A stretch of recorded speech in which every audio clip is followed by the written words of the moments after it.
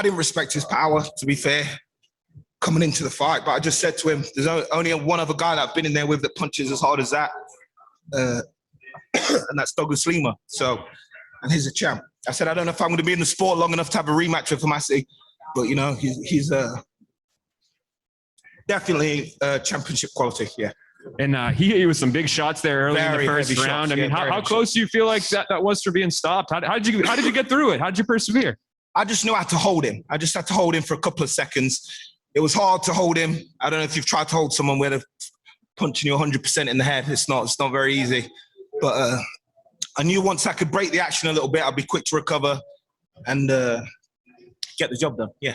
And going into the second round, you did have your moment at the end of the first round as well, where you got him with a good flurry. But going into the second, I mean, he's standing in front of you. What's your game plan when you go out there? What did you think you needed to do differently to kind of put him away like you did? Sorry, my corner just told me to respect him. I didn't respect him. Like, respect the power, take your time, throw a few more feints, and just give him the respect he deserves. Like, don't be sloppy.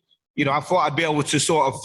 I knew I was going to get hit, but I didn't really rate his power much. I thought, yeah, he's going to catch me anyway, but I ain't going to go down because I've been in there with Douglas Lima, who I hold up here, and I thought, if I can ride through Douglas Lima's punches, then this guy hasn't got much for me.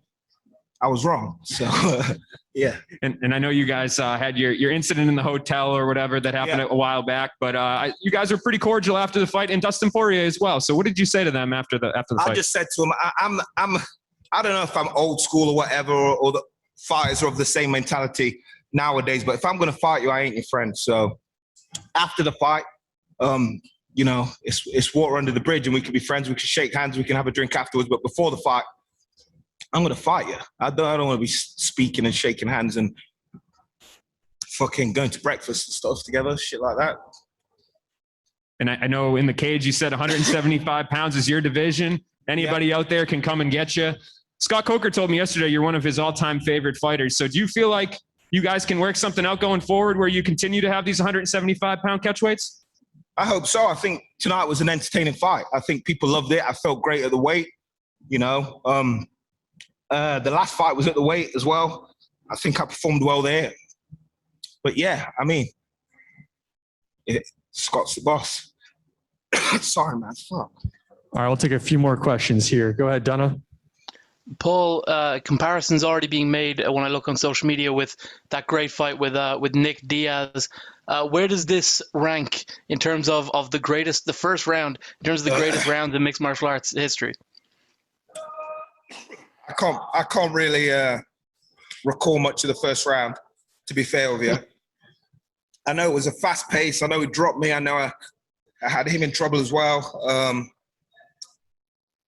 But yeah, I have to watch it back. I can't really remember too much of it. It was a great fight, and I really do respect Kabasi. I gave him no respect prior to the fight. But yeah, I respect him now. Do you need to find a balance where you were talking about how you don't want to be friendly with your opponents before the fight, but you also need to have the amount of respect to where you're expecting, you know, the kind of power that the people like Sabah Hamasi have in their hand? Yeah, I do when it's warranted. You know, if I'm in there fighting Douglas Lima, I ain't going to be his friend, but I'm going to respect his power. I didn't think much of Hamasi's power. I've seen his fights. I've seen him hit a couple of guys. I've seen him ride through it a couple of times, but I didn't think he had that real dangerous power. All right, we'll take one more question here. Sam, go ahead. Guys, man. Dust is getting in my throat or something. Shit.